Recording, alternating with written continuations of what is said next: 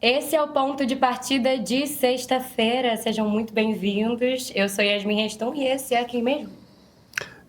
Eu sou o sujeito que vou apanhar de você de novo, para variar, Yasmin. Esse é Pedro Doria, nosso analista, dono de tudo.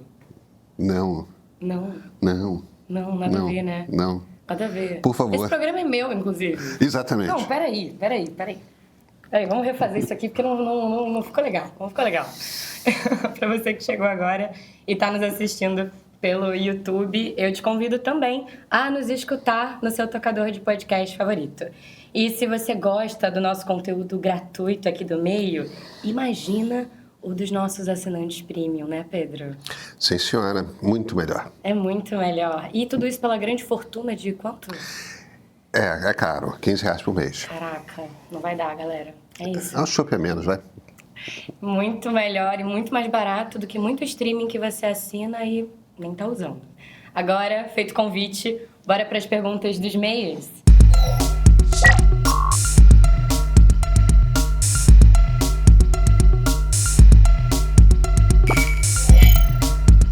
Começando, senhor Pedro Doria. Ai, meu Deus.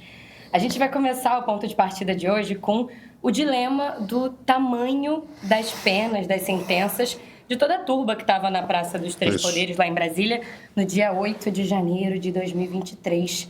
O Pedro fez uma análise política dessas sentenças e o André Luiz Ferreira achou o seguinte: Pedro, se tivessem conseguido dar o golpe, quantos seriam mortos e presos, começando pelo presidente da República, o vice-presidente e o Alexandre de Moraes?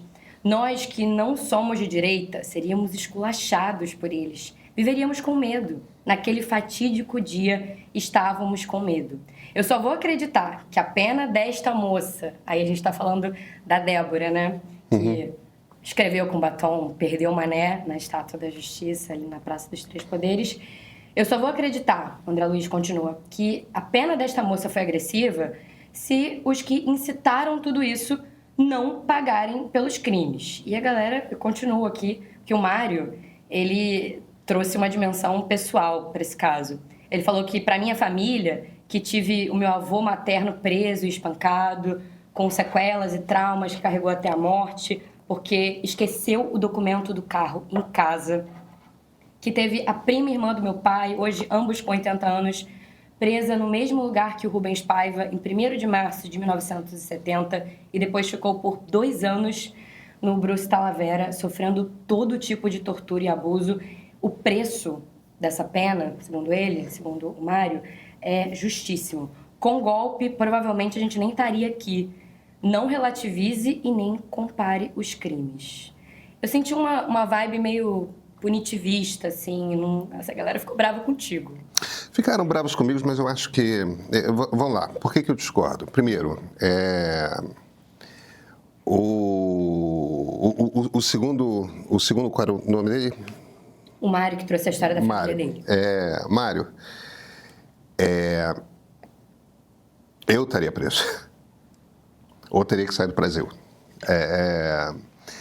E no meu caso, eu fiz uma oposição durante o governo Bolsonaro, uma oposição absolutamente aberta, absolutamente explícita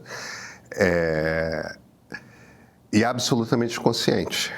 Eu também venho de uma família que teve muita gente presa, entre pessoas da família e pessoas amigas, e isso não é uma coisa que eu ouvi criança, isso é uma coisa que eu vivi criança.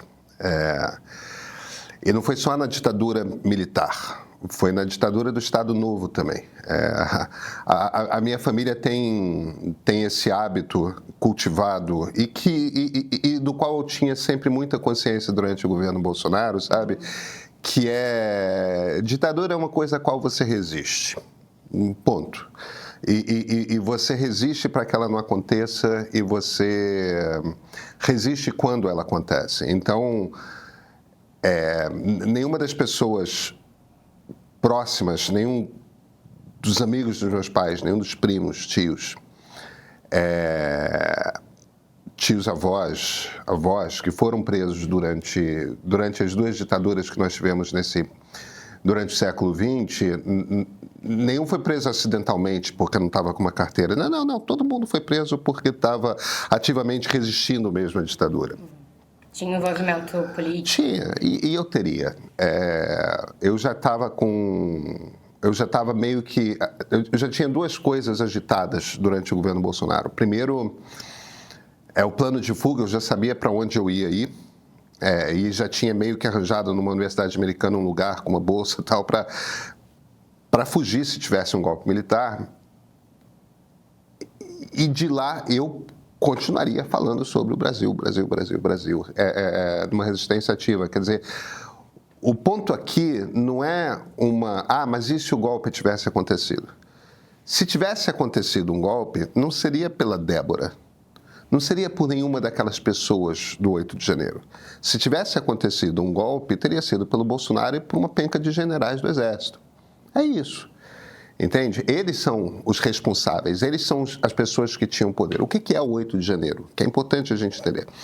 O 8 de janeiro é o seguinte: houve entre novembro e dezembro de 2022 o planejamento de um golpe de Estado.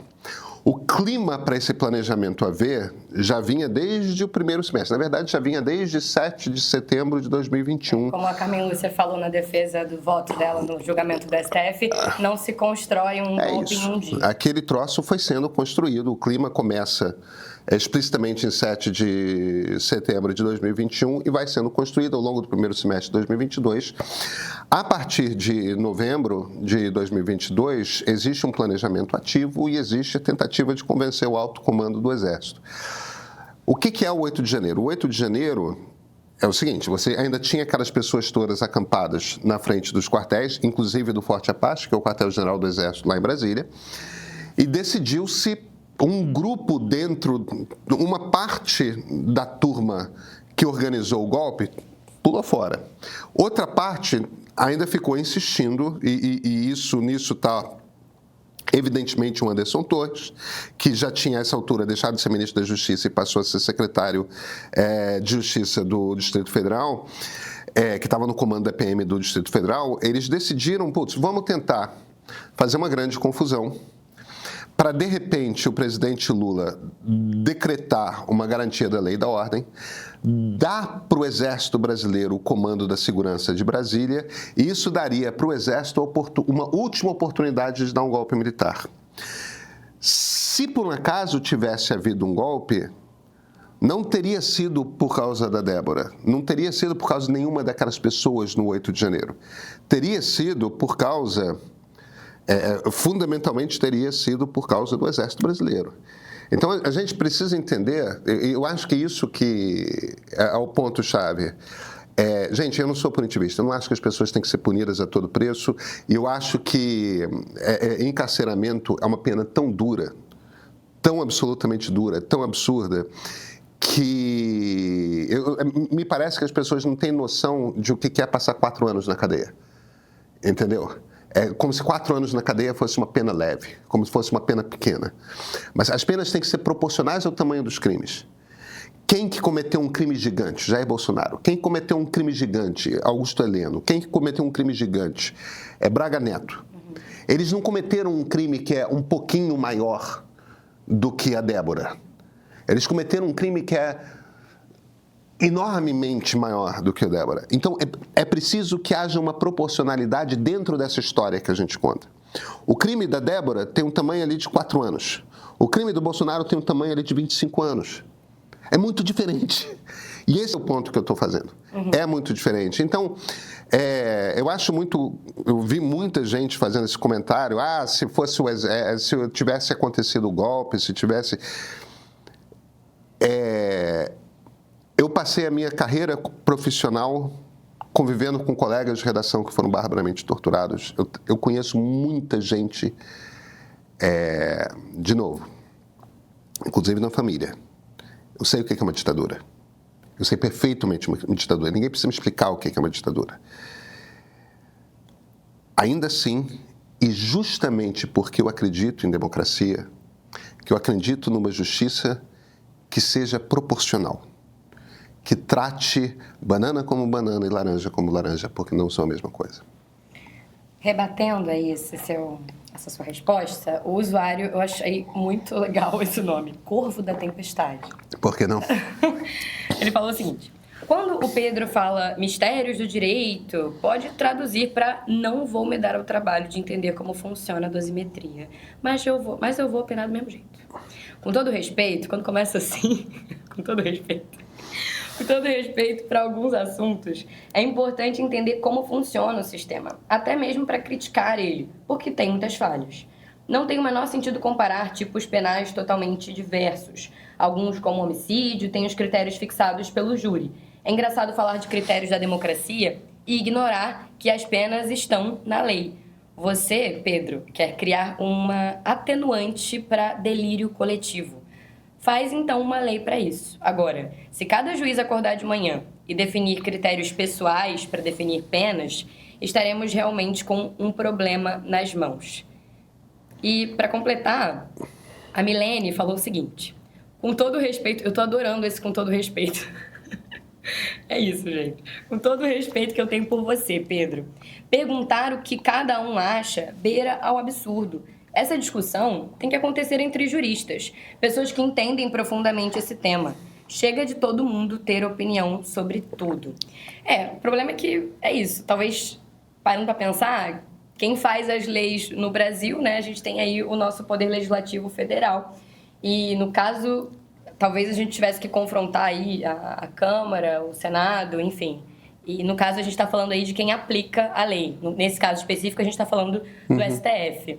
Como é que fica esse eu acho que tem, primeiro, um engano fundamental da segunda comentarista, dizendo que só quem pode discutir isso e só quem deveria discutir isso são juristas. Eu discordo. A gente está falando aqui da preservação da democracia brasileira. Ou seja, esse assunto ele interessa a toda a sociedade brasileira, mas não é só isso. A justiça não existe para juristas. A justiça existe para uma sociedade. E um princípio essencial de qualquer democracia é de que todos vamos ser tratados com equidade. Quer dizer, todos os nossos direitos serão rigorosamente iguais.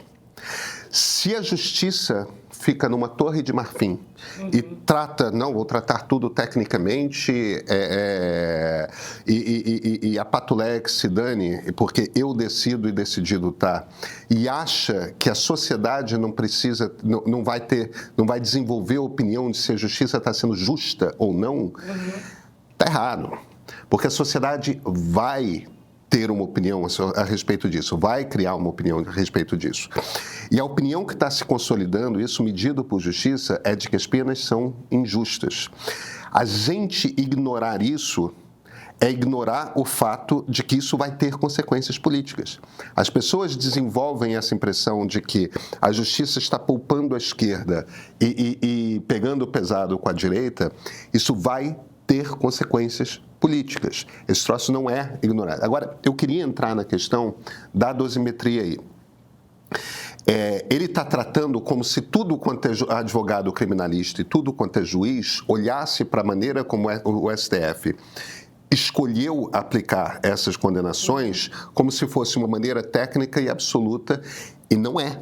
E é absolutamente interpretativo. É absolutamente interpretativa, e eu digo dois casos em que nessa dosimetria, primeiro, a gente já tem o ministro Luiz Fux, que é um dos ministros do STF, dizendo, olha, eu discordo dessa pena e vou rever. Quer dizer, a gente já tem um ministro do Supremo que, na verdade, sentiu no ar que o troço está criando um problema, e, putz, eu vou rever como é que a gente pode aplicar a lei aqui.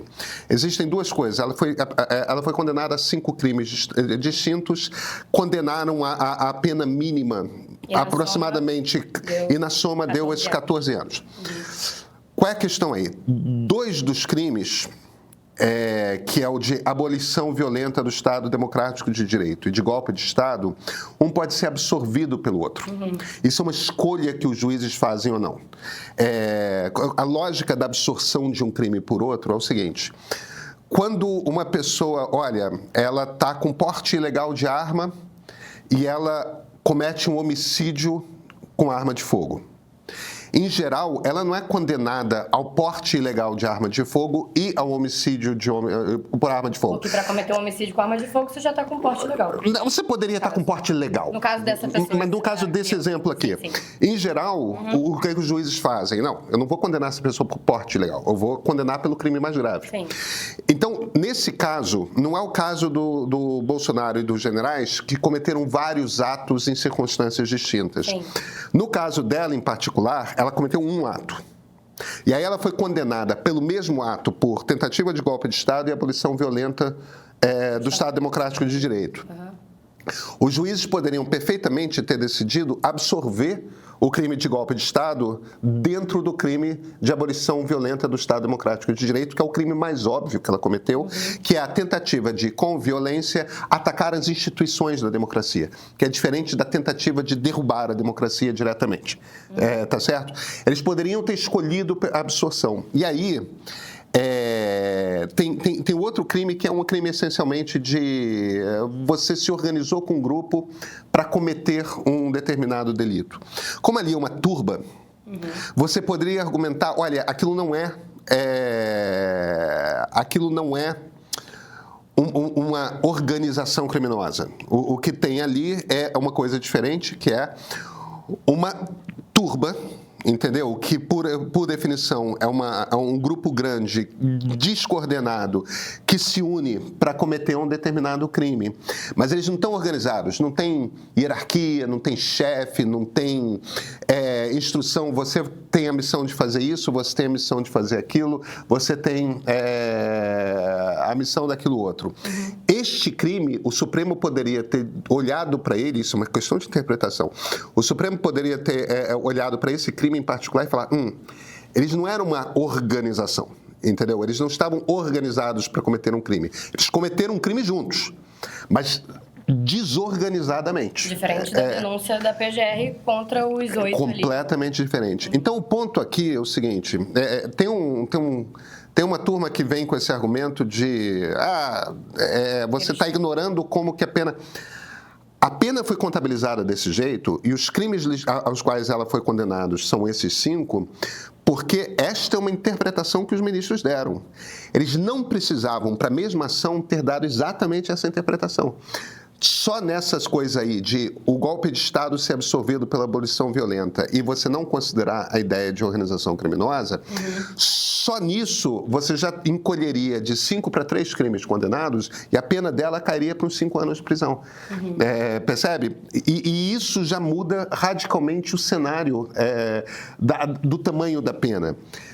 É uma questão interpretativa, não apenas uma questão matemática. Quem sugere que essa é puramente uma questão matemática está brincando com palavras porque isto não é uma ciência exata. Muito tecnocrata, né? É isso, para claro. uma democracia. É claro. Perfeito.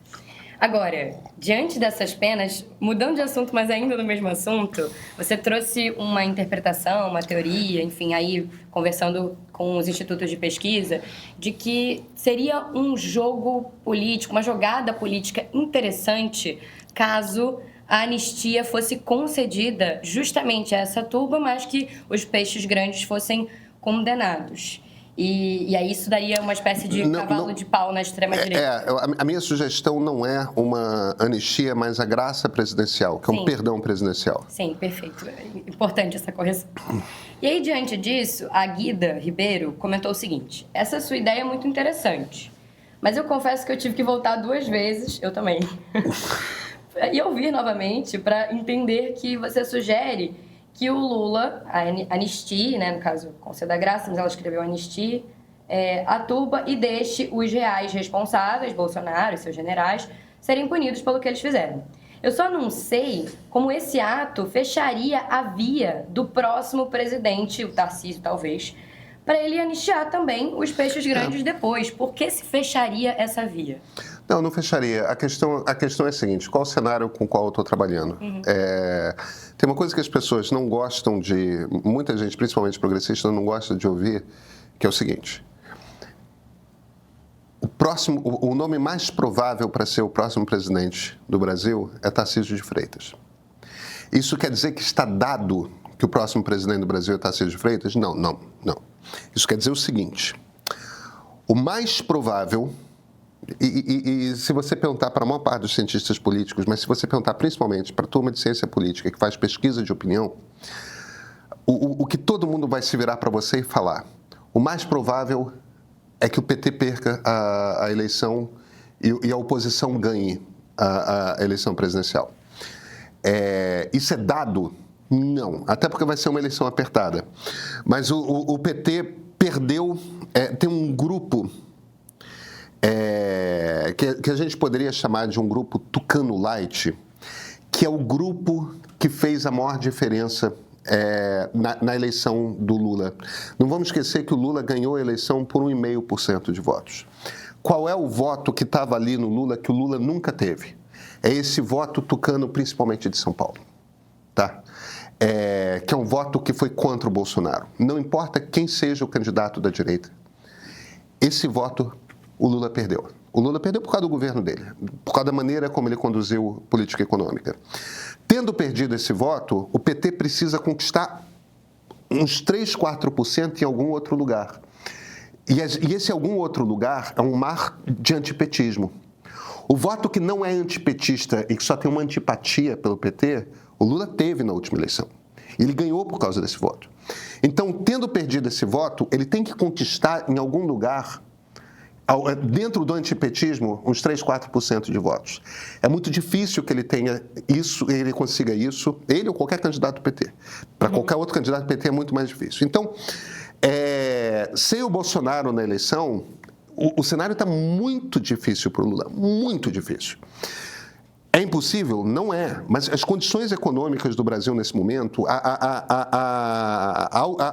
aprovação do Lula, se você pega em todas as democracias e compara os cenários eleitorais, ninguém está achando que esse troço está jogo jogado, ganho para o Lula. Ninguém está achando isso. Pelo contrário. Então, a gente tem o mais provável esse cenário que é a vitória da oposição. E o mais provável é que o Tarcísio seja o candidato da oposição. Eu estou fazendo duas pressuposições nesse cenário aqui, entendeu? Tem duas pressuposições, não são coisas dadas. É o que é mais provável, não é o que é o certo. Então, o mais provável é que a oposição ganhe e o mais provável é que o Tarcísio seja o candidato da oposição. Se uma dessas coisas mudar, o argumento cai por terra e não tem nenhum risco, tá? Se essas duas coisas não mudarem, a gente tem aí uns 40% de chance de que o Tarcísio vai ser o próximo presidente da República. Tudo bem. O Tarcísio é diferente do Bolsonaro, do Ratinho Júnior e do Zema, que são os outros possíveis, desculpa, o Bolsonaro não, do Caiado, do Ratinho Júnior e do Zema. O Tarcísio é diferente desses três, por quê? Porque o Tarcísio deve gratidão ao Bolsonaro. E o eleitor conservador leva essa coisa de gratidão muito a sério. Então aí a gente tem um problema que é, essa coisa dessa percepção de ingratidão derrubou João Dória em São Paulo, entendeu? Para o eleitor conservador, essa coisa de gratidão é muito importante. O Tarcísio não pode parecer para o eleitor dele que ele está traindo o Bolsonaro. Não pode. O Caiado tem uma briga aberta com o Bolsonaro, o Ratinho Júnior tem uma relação fria com o Bolsonaro e o Zema é o cara com menos chance de ser candidato dessa história. Mas o Tarcísio foi eleito governador de São Paulo por causa do Bolsonaro. Ele deve sua carreira política ao Bolsonaro.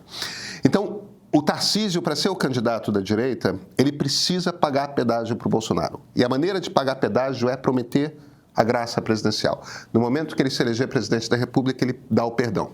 O problema é o seguinte: dar o perdão para o Bolsonaro e para os generais tem um custo político muito alto.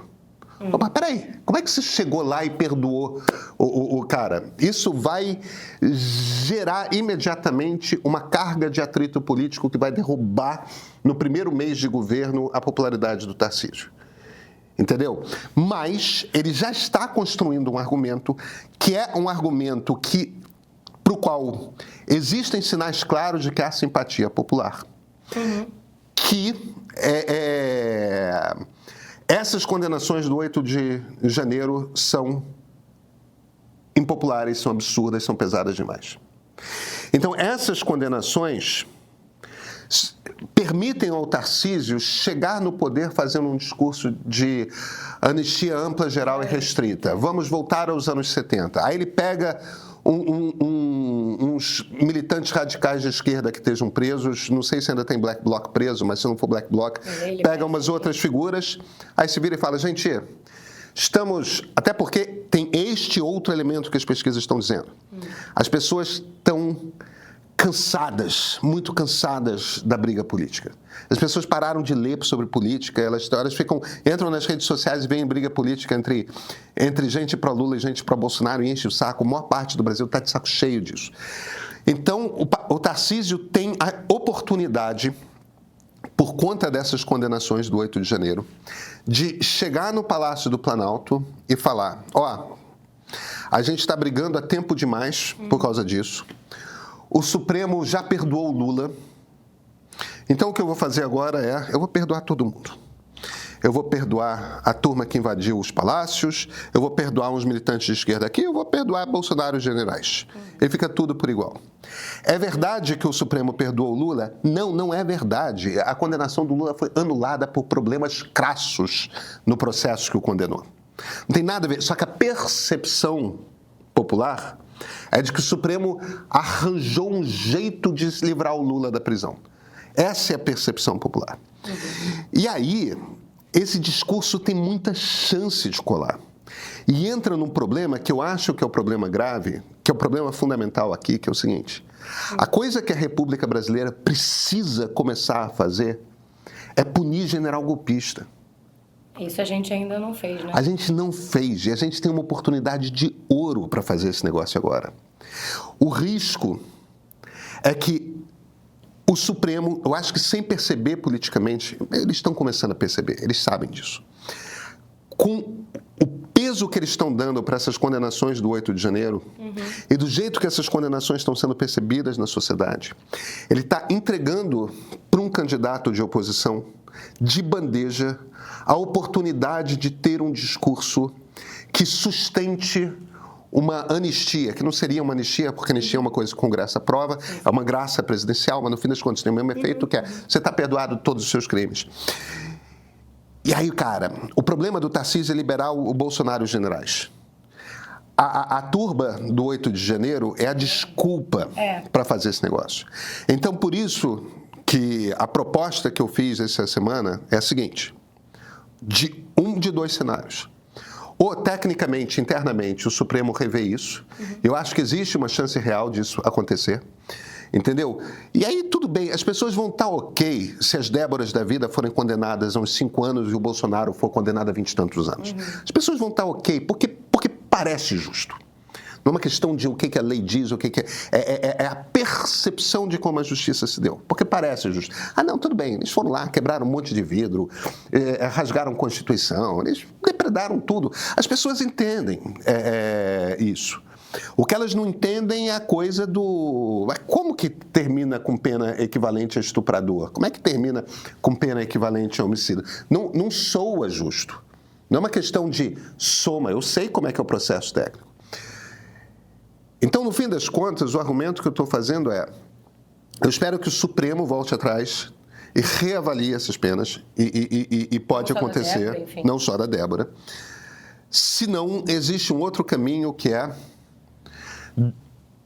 faz a condenação do Bolsonaro e dos generais, e quando tiver feito, o presidente Lula dá a graça presidencial para a turma do 8 de janeiro. Vai parecer magnânimo do Lula, vai parecer uma coisa de...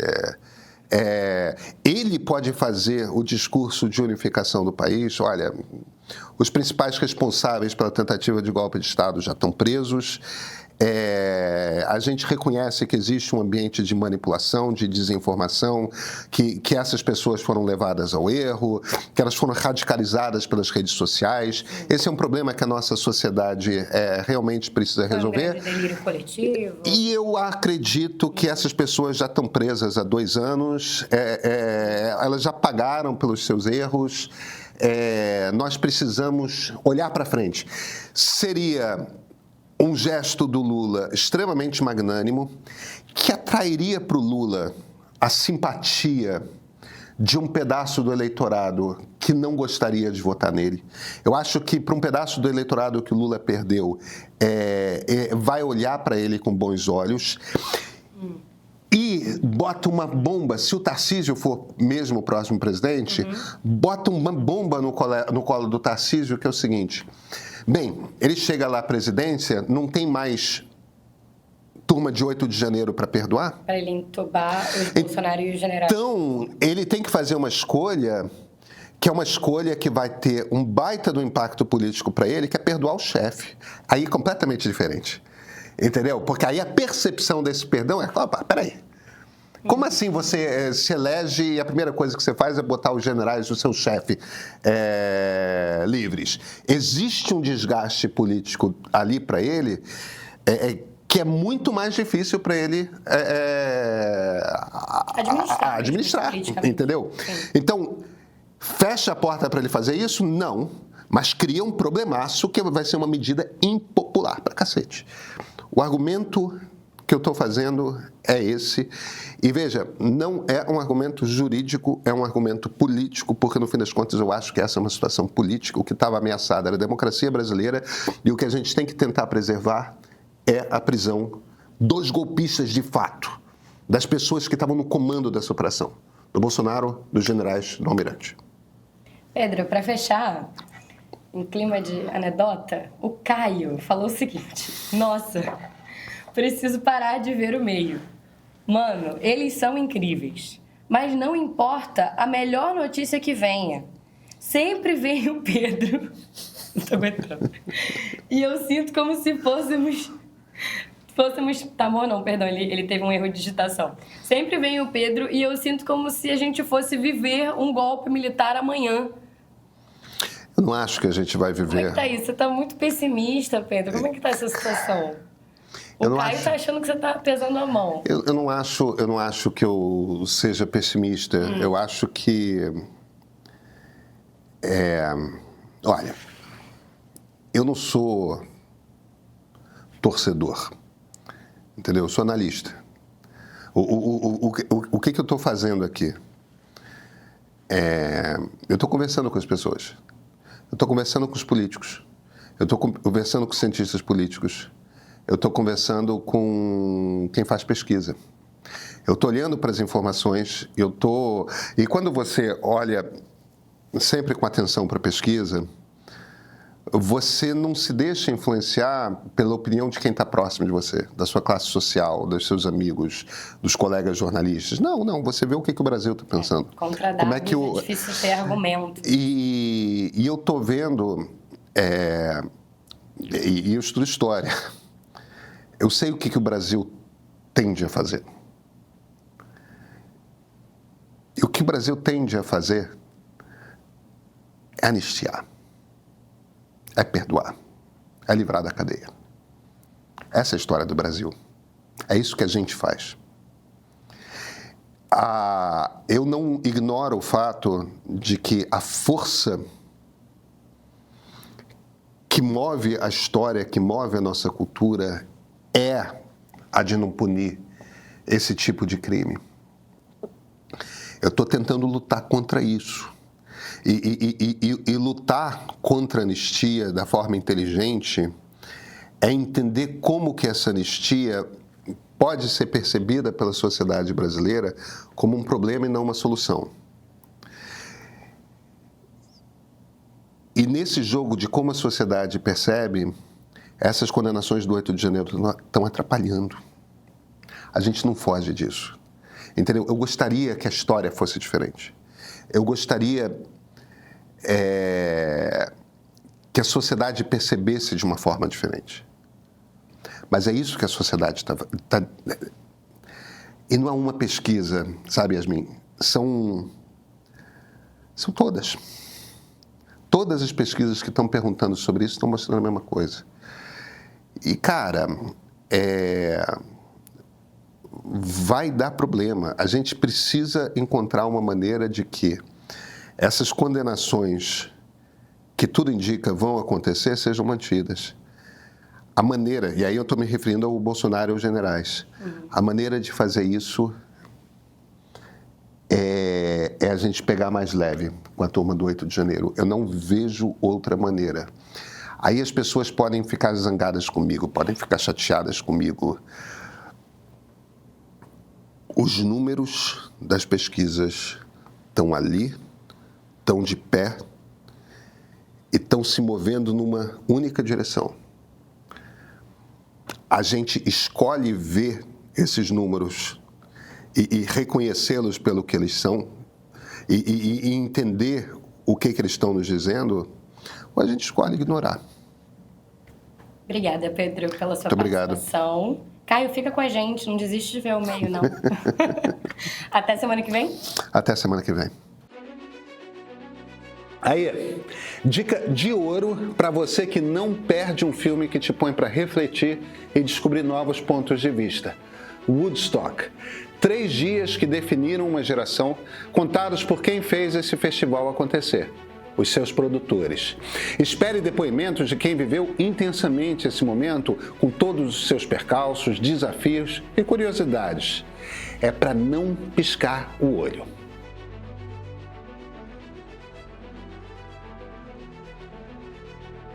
Coração partido tem cura. E não sou eu quem está falando, tá? É a ciência da separação. Amor e dor mostram os efeitos no nosso corpo do apaixonamento e do término. E o melhor, você vai conhecer potenciais estratégias para curar um coração partido. É bem mais do que interessante, tá?